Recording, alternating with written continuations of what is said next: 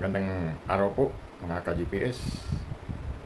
Atin pong pag-usapan ngayon ang tungkol po sa GPS fuel saver na produkto ng GPS water fuel technology. Ito pong technology na ito mga ka-GPS ay matagal po nating pinag-aralan. Tayo ay nagsaliksik dito para mapakinabangan nating mga Pilipino. Although meron ng mga foreigner na gumamit na rin ito, na umorder sa atin galing sa Dubai sila nagtrabaho, isang Romanian at saka isang Lebanese.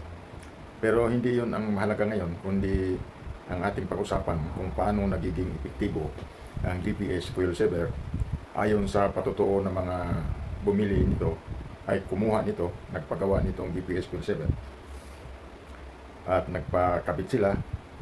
Maraming mga feedback na epektibo, na ang sinasabi nila yung dating 5 km per liter ang konsumo nagiging 10, yung iba 12. Ito namang sa akin, unahin ko kasi dito ako nag-uumpisa, 6 km per liter nagiging 13. Pareho ng ruta yon kasi yung anak ko hinatid ko doon sa trabaho niya. Mahirap kasi ang sasakyan pag doon, so para madali siyang makarating at makauwi, hinahatid ko at sinusundo ko rin. Bali 13 km po yung papunta. So yung papalik, natural, pag hinatid ko siya, uuwi ako dahil umaga siya pumapasok. Ang konsumo sa bali 26 km.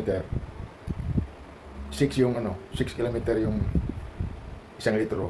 So papunta, mahigit dalawa. So inaano ko lang, isushortcut na natin kasi 13 eh. So 6 yun, mahigit dalawa sana. So pintayin natin ang dalawa. Pag pauwi ako, so dalawa uli. So 4 na. Sunduin ko siya sa hapon, mga alas 6 ng hapon. So another 2 liters, pauwi 2 liters. So 2 galon yung bali 8 liters yung nakukonsumo natin sa 13 kilometers na pagsundo, atid sundo. So ang suma magiging kasi siya eh, 13, 26 magiging 52, tama po ba yun? 13 times 4 eh, kasi kilometer. So 3 times 4, 12, 52 kilometer. Isang galon, bali, 8 liters. Ang sahod niya is 300 lang mahigit.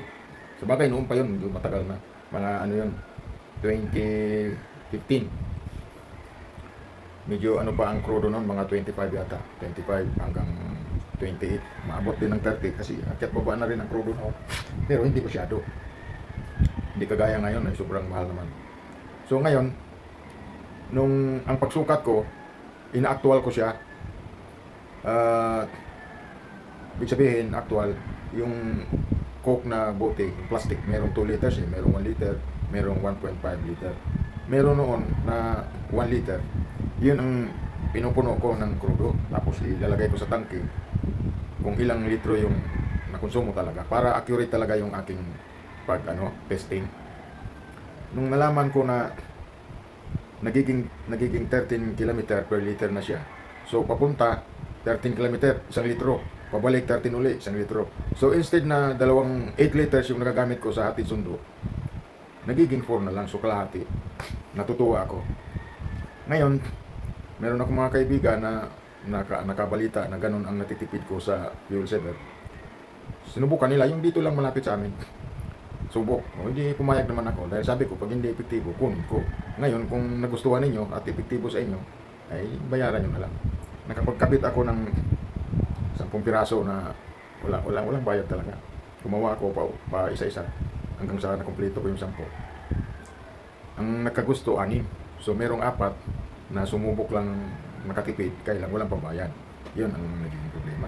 Hanggang sa noon, ang kinakabitan ko lang yung mga kotse. Dahil nga sa niisip ko, yung malalaki baka hindi kayanin. Dahil 4 inches diameter lang yung nagagamit ko na fuel saver noon. Yung diameter, 4 inches lang. Kasi yun lang ang nabibili ko.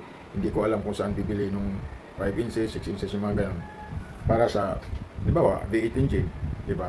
Mga Ford Expedition, Ford F-150, Ford E-150. Dapat medyo malaki siya dahil malaki yung makina. Merong pastor na gustong subukan yung 4 inches. Doon ko nga nalaman na hindi electrolysis yung aking, electrolysis din siya, pero hindi ang nagpapatipid sa kanya, hindi yung hydrogen at saka oxygen. At saka yung tubig, hindi na uubos kasi pag electrolysis naman talaga ito. Kailangan yung supply ko 3 volts. Ngayon, ang electrolysis kasi pagka binigyan mo siya ng electricity, kahit na maliit o malaking voltahe, electrolysis pa rin yun. Kaya lang, halimbawa, sabihin natin 12 volts, 5 amperes o kaya 10 amperes, makukonsumo na yung tubig, mauubos yun. Pero dito sa GPS fuel saver, kahit 5 taon na yung tubig, huwag lang magkaroon ng leak o kaya inalisan mo ng tubig. Yung sa proseso lang na kinabit mo siya, na walang leak siya, hindi talaga mauubos ang tubig.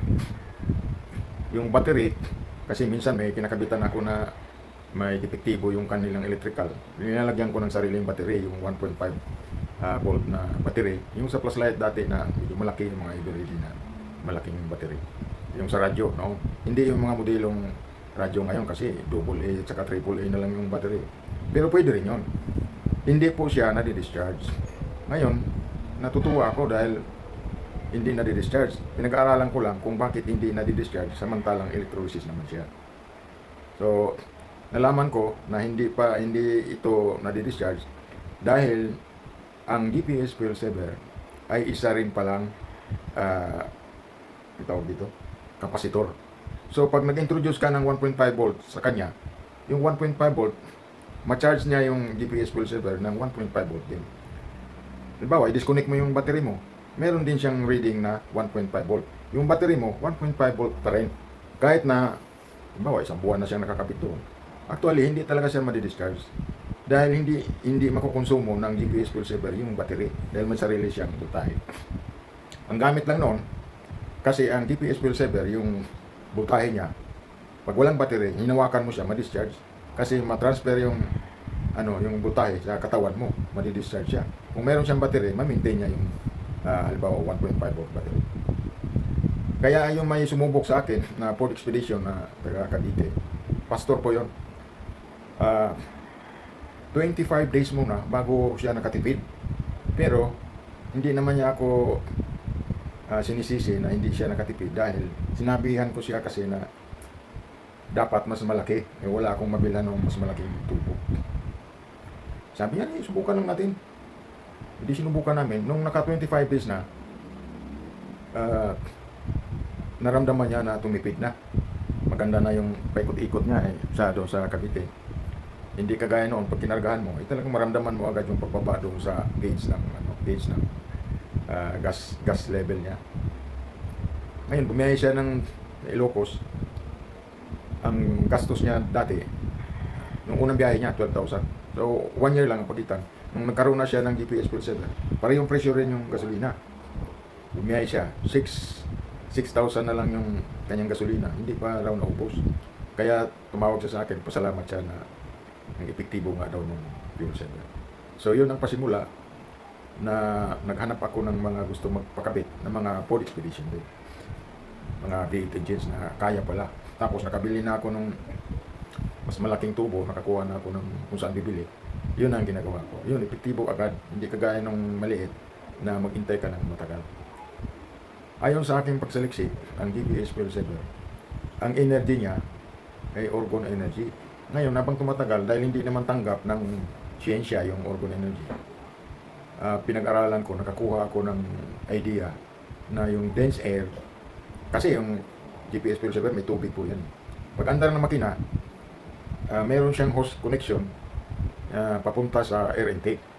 So mahihigop niya yung malamig na hangin kasi tubig nga yung laman ng GPS fuel saver. Papasok doon, malamig na hangin yung papasok doon sa combustion chamber. Ngayon dahil sa may vacuum naman yon, magkakaroon ng condensation. Lalamig po yung laman ng GPS fuel saver. Lalo siyang makakatulong na yung dense air na papasok doon sa combustion chamber. Nakakatulong para tumipid yung gasolina ng iyong sasakyan. Nag-research ako ngayon sa AI. Talagang may dahilan para tumipid siya dahil sa dense air.